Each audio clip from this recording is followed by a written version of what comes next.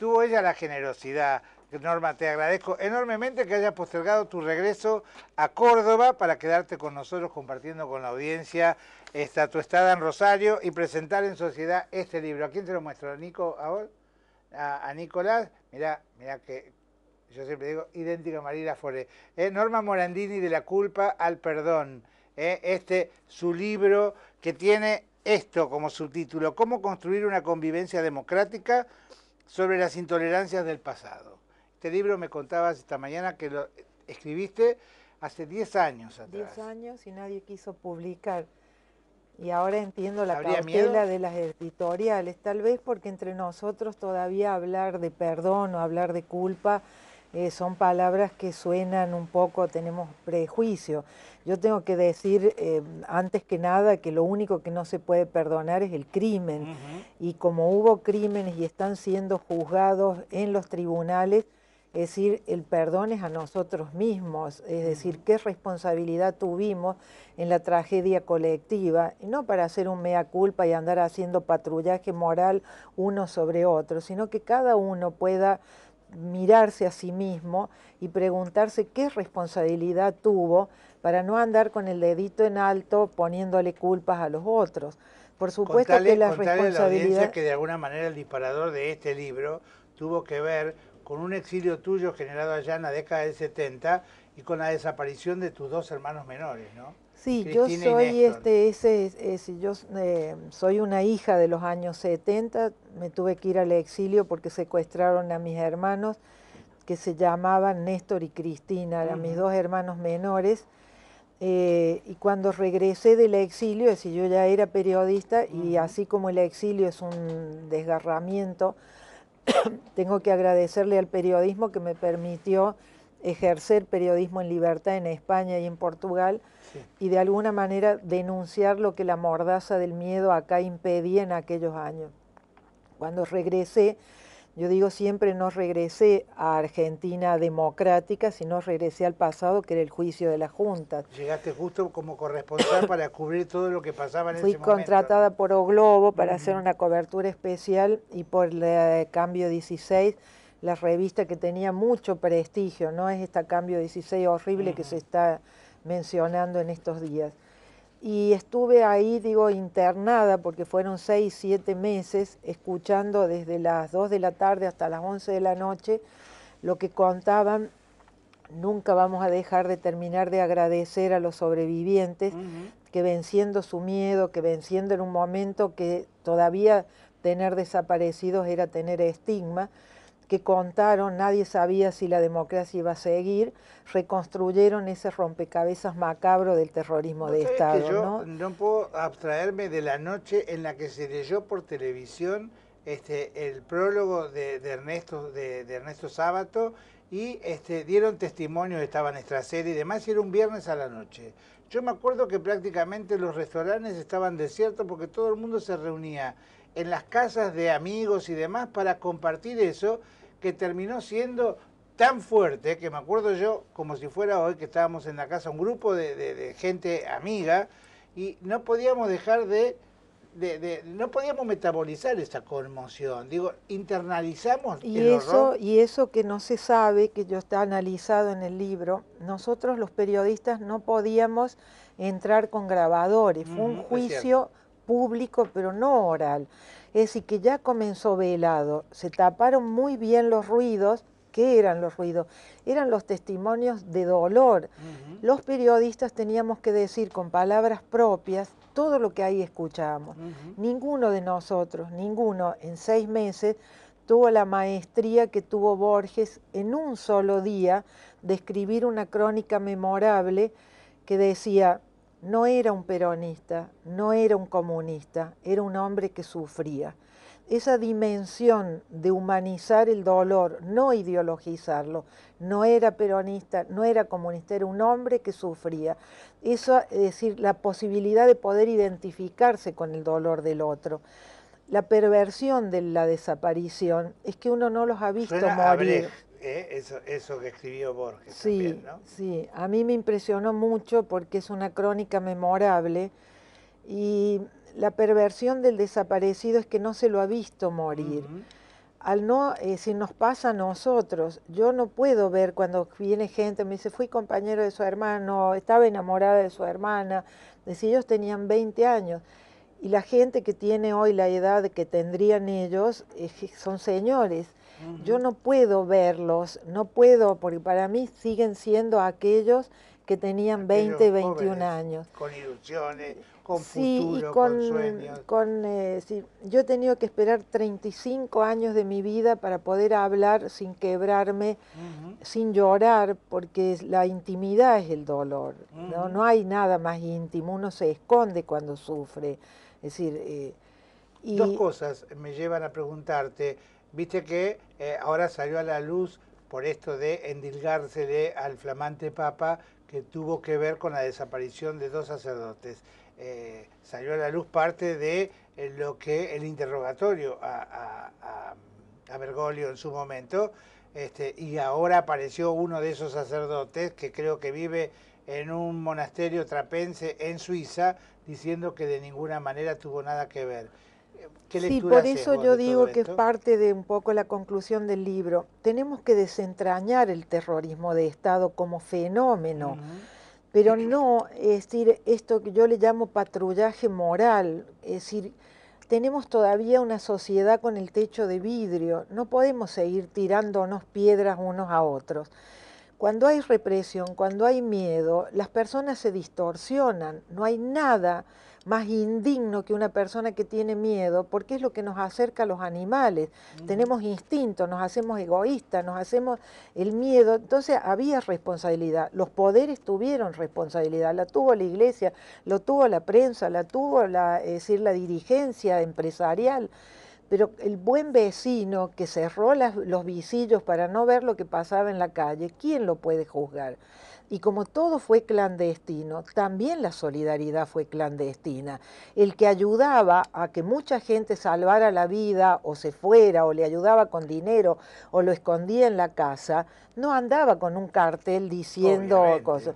Yo he guardado y no dejo oportunidad de reconocer a una familia que fue la única que me alojó cuando todo el mundo me cerraba las puertas. Yo me he quedado con una gratitud infinita. He recogido testimonios que aquel que sufrió se acuerda del agradecimiento, no de las cosas malas que recibió. Yo, es decir, he tenido que perdonarme a mí misma, primero por la responsabilidad, porque digo, es decir, ¿qué hice yo para que mis hermanos no desaparecieran? ¿Qué hicimos la sociedad para evitar que nuestros compatriotas terminaran como terminaron? ¿Qué hicimos como argentinos para evitar tener un país que se descarrió como esto? ¿Y qué hacemos hoy a la luz pero por eso digo, si cada uno de nosotros íntimamente puede reconocer su responsabilidad, no va a andar tirando piedras contra los otros. Y nos falta un reconocimiento en el dolor. Porque si uno, por ejemplo, ve las víctimas del 11 y se reconoce, porque reconoce que puede ir en tren, porque reconoce el que falta en la mesa familiar, es decir, son cercanos, uno se conmueve y puede identificarse. Con los desaparecidos, como no podíamos hablar, como estuvimos tantos años sin poder, porque nadie los ha visto morir, no ha habido el abrazo del dolor, no ha habido una liturgia que es la liturgia de la muerte. Entonces creo que lo que tenemos todavía los argentinos es mucho dolor guardado, y cuando uno tiene dolor y no lo reconoce, lo saca como enojo. A mí me impresiona que 30 años después hablemos de derechos humanos y nos despreciemos.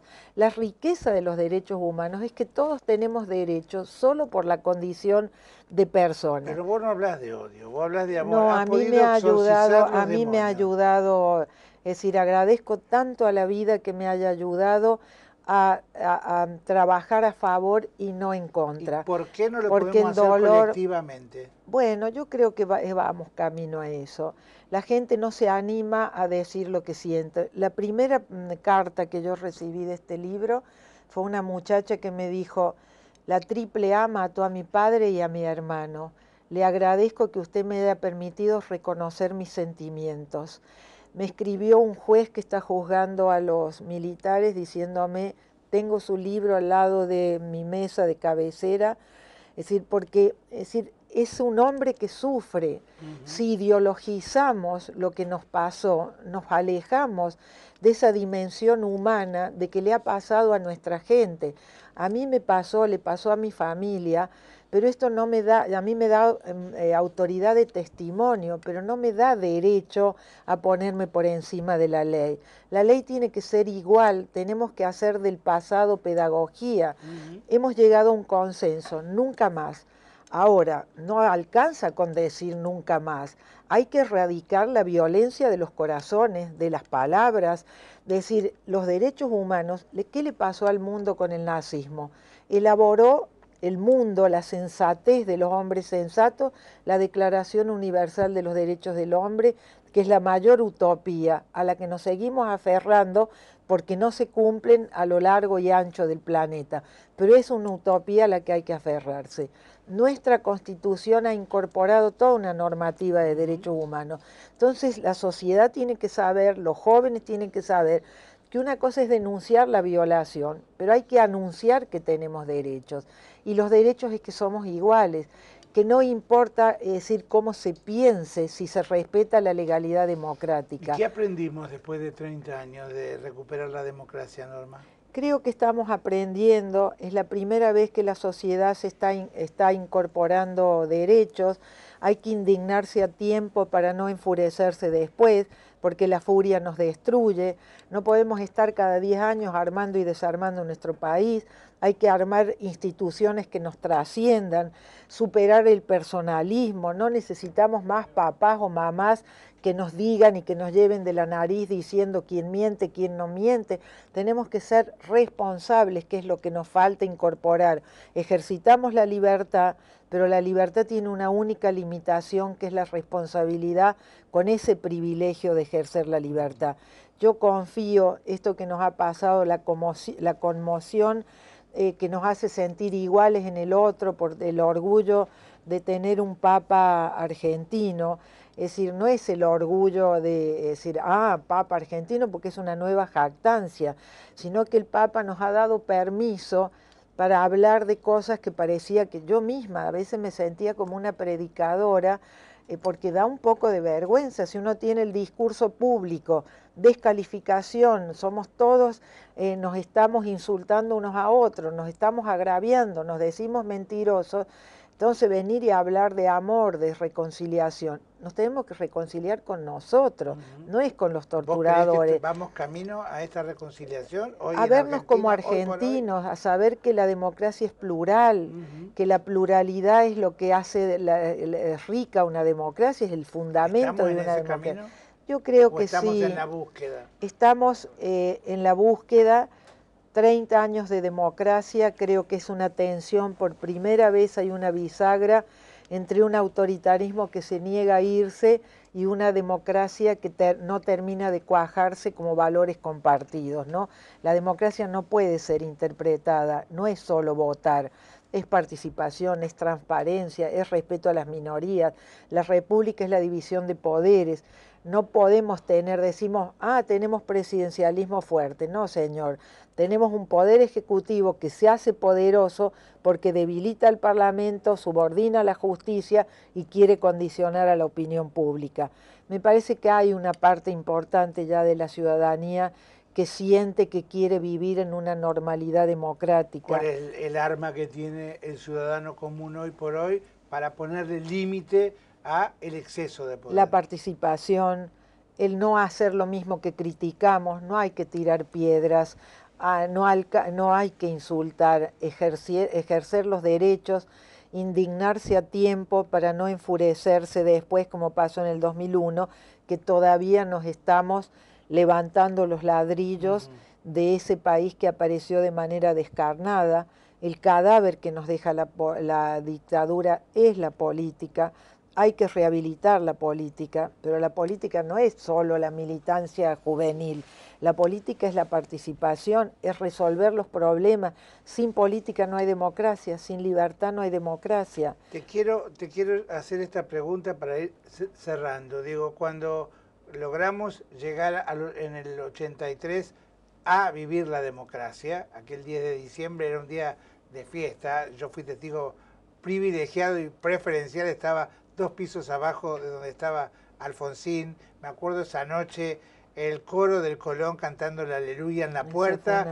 Todos los argentinos, peronistas, radicales, demócratas, Partido Comunista, todo el mundo, las madres, las abuelas, todo el mundo en la calle. No nos preguntábamos, sos radical, sos peronista, sos socialista. Juntos, y después acompañarlo al cabildo. Eso hay que recuperar. Y estábamos todos juntos. Digo, ¿qué nos pasó en el medio para que hoy, después de tanto dolor y de tanta esperanza, 30 años más tarde, estemos todavía discutiendo cosas primarias? Sí, nos pasó en el medio que por suerte la mejor energía de la democracia fue utilizada para revisar el pasado. Pero paradójicamente, por revisar el pasado, no hemos construido legalidad y cultura democrática. Hemos hablado tanto de las cifras de la economía, tenemos tan contaminado el discurso con el peso, el precio, el peso, el precio, el consumo, la economía, que nos daba vergüenza hablar de que si no hay una ética, no hay una guía de valores, y los valores, ¿qué son los valores en la democracia? Somos todos iguales ante la ley, somos todos competentes para la vida política. La participación política es lo que permite que en democracia se llegue a consensos. El consenso no es un fin en sí mismo, es trabajar para el consenso. De modo que yo tengo mucha esperanza. También tenemos que dejar de ser adolescentes. Esto no puede ser, claro, no podemos creer que votamos y se termina. Hay que mirar qué se vota, la sociedad tiene que poner luz pública para que comportamientos de corrupción sean condenados, no el cinismo de decir, y siempre se hizo, siempre fue así, son las reglas del juego. No, señores, no pueden ser las reglas del juego la corrupción, porque el dinero que se distrae de la corrupción, que va a la corrupción, es lo que se distrae para la educación, para la salud. Totalmente. No podemos seguir en esta brecha social que es la que va alimentando la violencia futura. Nuestros niños tienen que ir a la escuela, nuestros jóvenes tienen que estudiar, porque si no se estudia y no se trabaja, se demora nada más que 6 meses que un niño entre en el circuito de la droga. Y esto es algo que tenemos que trabajar todos juntos, no utilizar la pobreza para hacer política, ¿no? Norma, aunque como dijo alguien, jerarquiza la política, ella llega a la política desde el periodismo, no sos política, estás haciendo política y la jerarquizas realmente. Muchísimas gracias. El programa hoy, muchísimas gracias. Cuando llegué me dice Romy, qué lujo tenerla hoy muchísimas a Norma. Gracias. Gracias por ser una maestra de todo lo que yo siempre gracias. decía, hoy en la radio, uno de gente como Norma aprende todos los días, muchas cosas, pero valores intangibles como por ejemplo la ética, ¿no? Y la moral, que a veces parecen que cayeron en estar fuera de moda, ¿no? Pero están en el corazón de cada uno de nosotros. ¿Qué es lo que más afecta a la vida personal, amorosa? Que nos mientan, ¿qué nos hace sufrir más? Que nos traicionen. Y esos son sentimientos que compartimos todos. Y eso vale para todo, para el trabajo, para el amor, para la familia, para la política. Es decir, esto me parece que es lo que tenemos que recuperar. De la culpa al perdón, lo vas a encontrar en Ross, que es donde ayer presentó el libro, y en todas las librerías. Yo creo que es de lectura obligatoria